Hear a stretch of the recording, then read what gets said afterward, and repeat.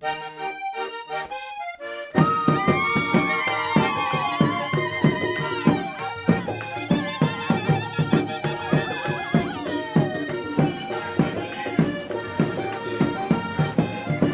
guys, Nick and I just got to the airport. We're here to pick up some students from Stanford. We got a lot of flights coming in. There are a lot of people here, so we're kind of keeping an eye out. We hope they're excited to get things started because we definitely are ready to get things going tomorrow. Hey everybody, Nick Ellis here. I'm in Panama right now. We've been here a couple days, Tommy Flint and I, the Director of Student Affairs, and we are waiting for some students to come in. This is only going to be our second trip to Panama. We've done one other mobile clinic here before, and we're really just getting things off the ground. So it's going to be pretty exciting. We have all the communities lined up. It should be a good week. Hi, I'm Isha. We just got in Panama and we're about to get ready to get in a taxi. I'm so excited for a trip. So we just picked up the group from the airport. We're all here back at the hotel. It's kind of late right now and everyone's pretty tired from the flight, so we're going to get some rest for a big day tomorrow.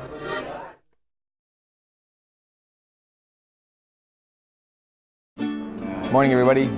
This is the first day here in Panama. We're getting some breakfast and go to the Panama Canal in a couple minutes.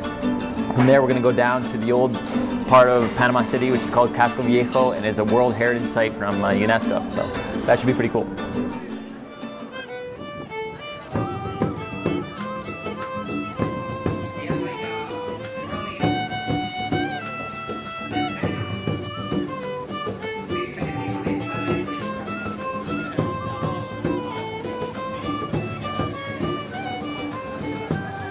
We got to see two huge container ships go through. We got to see one sailing out of Singapore, a big petroleum cruiser, and we got to see another one that was from an Italian port. It takes like 30 minutes, 40 minutes, and they moved two enormous ships through. It was pretty sweet. We're going to go check out a market now, and then we're going to Casco Viejo, which is the UNESCO Heritage World Site.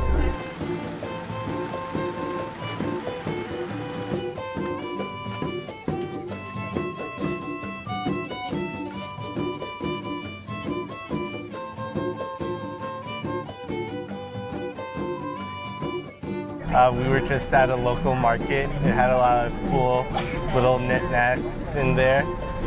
We're heading to actually another market now, so I'm looking forward to seeing what we'll see over there.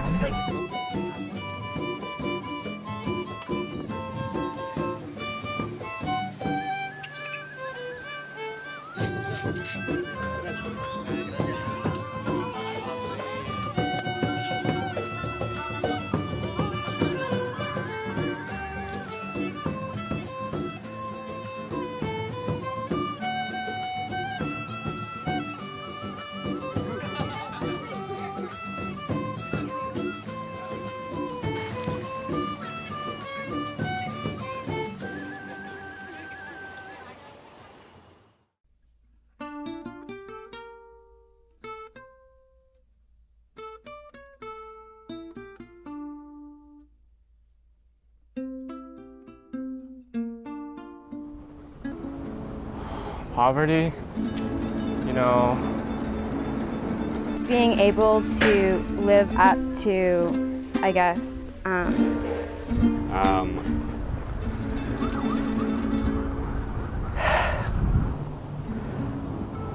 Poverty is definitely something that I haven't really been exposed to. Not enough medication, you know, people getting sick and not getting cured for it. People are not capable of getting their basic needs, and as we're doing here, it's definitely one of them is healthcare. Poor living conditions, lack of basic resources. When a family or a person, when they're living, they don't have like the necessary means to like get by on a normal basis. When people don't get what they deserve as a basic human being. Poverty to me is not being able to provide the basic necessities that any human being should have access to. Not having the things that you need in your life.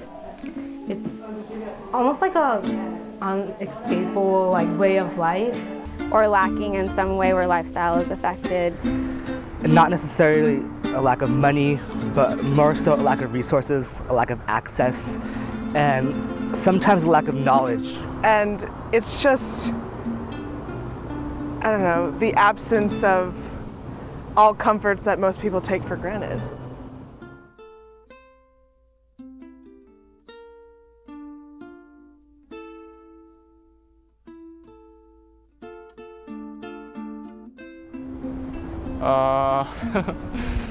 To save them, I think. I would say that, Well, I don't think I'm in poverty, so my role is to help people that are. Not helping others in less developed countries is almost enabling poverty. I think the role I'm trying to take on is to help alleviate disparities. To do something about it. My role in poverty right now is to do what I can to help one person at a time.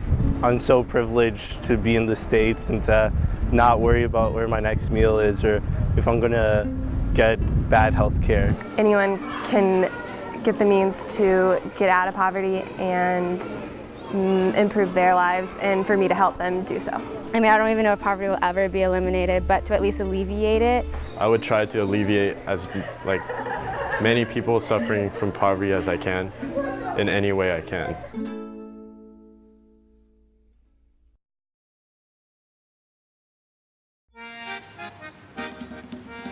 Morning, everybody. This is day one of the mobile clinic in Panama. Today we're going to Naus, which is near Chorrera, Panama. We're just getting some breakfast and then we're heading out.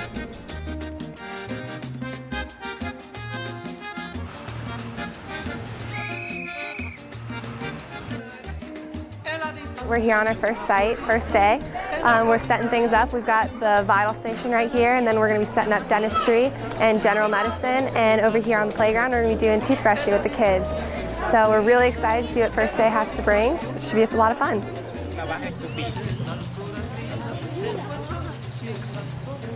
So here we have a coordinated effort to try and get these kids brushing their teeth. We're sort of giving them a demonstration, giving them a toothbrush and some toothpaste, showing them how to do it, and then letting them spit, making sure they know how to do things so that when they go back home, they can start a healthy lifestyle, which is what we're here to do. We're trying to just get kids learning healthy habits and trying to get them in, living a better life.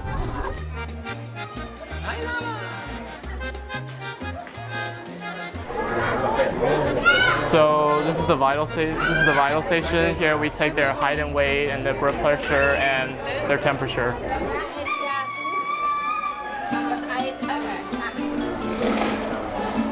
So we're here in the pharmacy. We're just getting all the medications prepared. We have some patients coming through. They're seeing the dentist and the doctor, and then they'll come and see us and get their medications.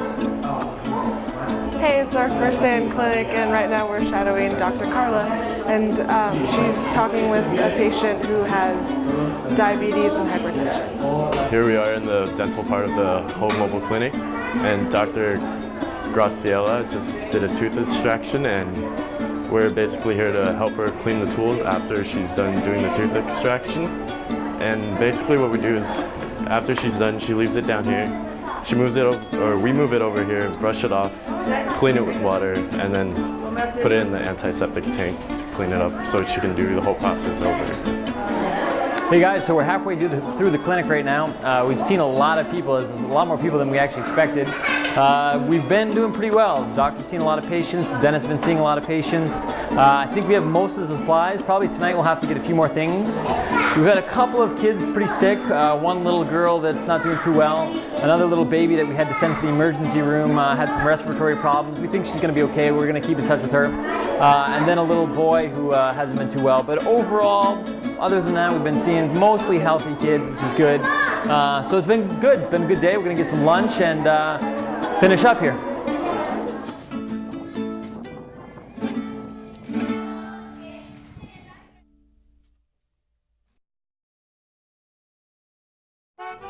Morning, everybody. This is day 2 in Panama. We just ate breakfast. We're getting on the bus. We're going to head back to Chorrera and go to another village. Today probably will be a little bit less people, but yesterday was almost 260 people, so even if it's half that, it'll still be a really big day for us. So the big part of why we're here is educating them and making sure that we follow up the care, because we know we're not going to be around forever. So the important thing is to leave them with some sort of structure and some sort of knowledge of what to do in their day-to-day life to keep them going and keep them healthy, because in the end they're going to be in charge of themselves and they're going to be responsible for their own health care. So if they don't know what to do, then then us being here for a week isn't really going to do anything. This week we've been working on more temporary stuff, but also Medlife is working on permanent things such as building new schools and developing new hospitals that's going to help in future generations here in Panama. Development as part of Medlife is very important in that we work with local governments to build schools and clinics and also staff them with local people rather than flying in doctors. It's important that we don't come into communities and try to impose what we think they need, but rather we need to listen to them because they know their needs, they know what they're missing, and they know what hopefully we can provide. And it's cool for us to get this far out here because, you know, Nick and I have never really been to many of these communities, and it's, you know, we need to get that sense of what type of longer term projects we can engage in. You know, we want to be out here building clinics, schools, engaging in community development projects. And this is our second time running clinics in Panama. It's really important for us to get that sense right now of how we can continue down the road this summer. We're trying some fresh pineapples. In the area where we are right now, all the land around here is pineapple farms. And so this was literally just taken out of the ground. So good. It's juicy. Very fresh. The locals just kindly made us this wonderful food, and we're all so excited to eat it because it's so delicious. We just finished lunch, and the local people here, they make their living from pineapple farms, and so they've offered to show our group around, so we're going to go check it out.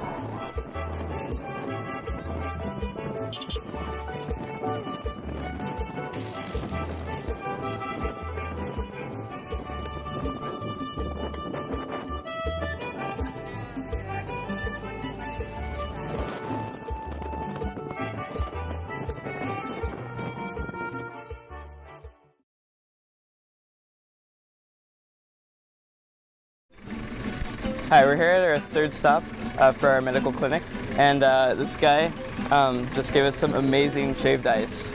It is just so good, so delicious. I can't even describe the taste. It's just like even better than the pineapples yesterday. Yeah, it's really unique.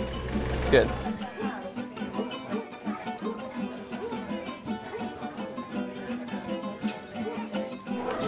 So here we are in Rio, Congo. It's a beautiful day. And as you can see, it's a really pretty area. It's a nice day. A lot of times, you know, to the students, this kind of place can kind of seem like a paradise. And it's almost easy to forget that, you know, a lot of the patients that we have coming into the clinic, regardless of how they're dressed or what they look like, they're dealing with a lot of pain. And, you know, it's a good reminder to just spend some time with the doctors just to be able to see that, you know, these people lack resources, they lack access. It's not quite as visible, but we're definitely doing some serious work here. Like as a student, I feel like when I go back to Northwestern, I really want to just like spread the word like to everyone and just make them really aware of what is going on in these countries, because before I came on this trip, I really had no idea like what these people really go through on a day-to-day basis. Like I'd see documentaries, I'd watch like, I don't know, like little videos or see pictures, but it's not really the same as just like being here and observing for yourself, and the magnitude, like just the number of people that this problem like just covers. So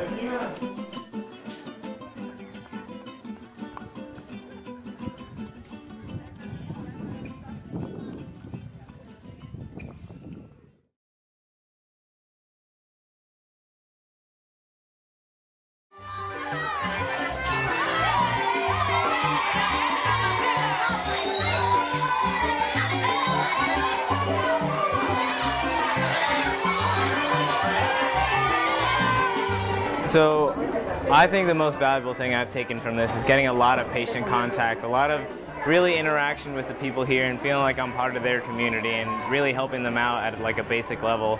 Like I've played with the kids, I've talked to them, asked them about their home lives, and I really feel like I'm sort of becoming a part of their lives, even if it's only for this week.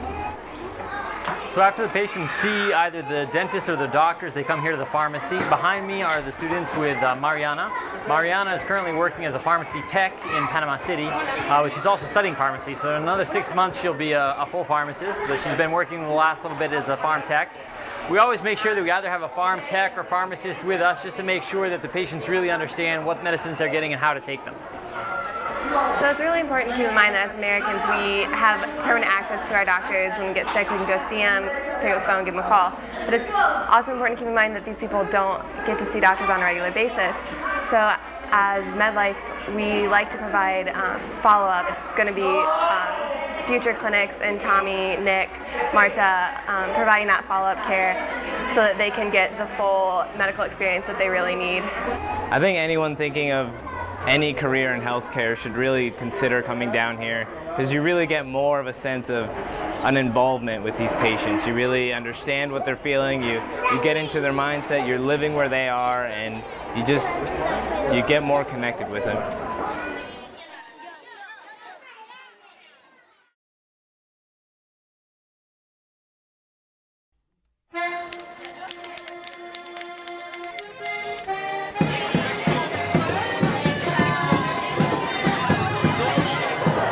So we just arrived and there's so many people here. We're so excited. It's a little overwhelming at first, but seeing everybody and seeing how eager they are to get help, we are so excited to help every single one of them. We just hope we can get all of them through in time. So today's a pretty crazy day. We have more patients here than we've had before, and we're working on making the stations a little better so we can get more patients in.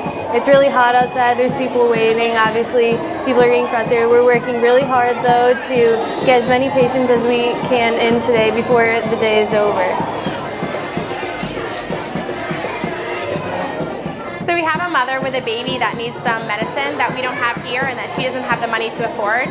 So right now we're going in a taxi to the nearest pharmacy and hopefully to get the medicine for her baby to get her healthy. It's kind of an exciting adventure. There was one kid who was just in here screaming at the top of his lungs, but we're going to persevere and just try and get through it all. I'm really excited to see everyone get through today. It's really interesting to shadow the doctors in a more hectic environment because it's interesting to see how they work under pressure, and it's a completely different experience for us.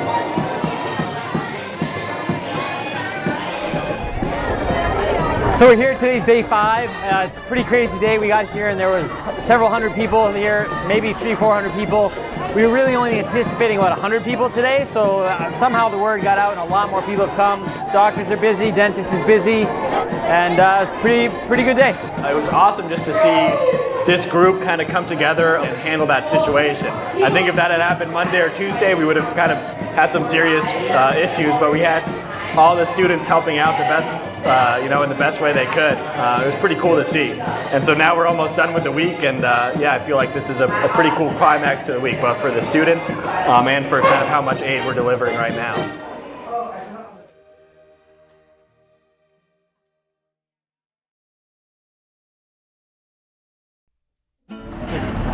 So here we're on our last day of the brigade. It's Saturday, and we just got to a park actually, and we're gonna explore some rainforest and Panamanian animals.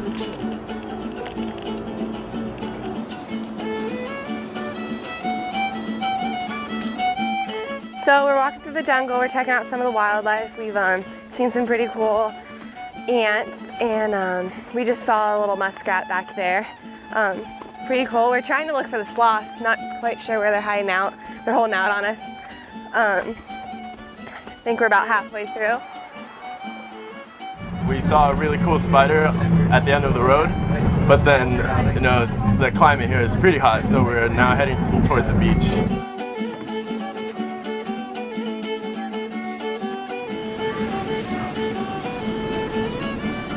So after a week of service in the communities of Panama, we're out here at the beach enjoying the sunshine for our last day together as a group, and should be fun.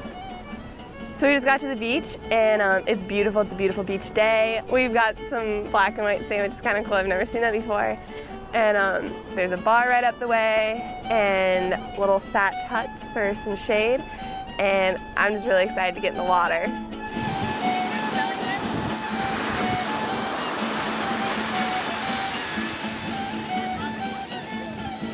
We're on a restaurant on the side of the beach, and this is some of the most amazing fish I've ever had, and it's a great view.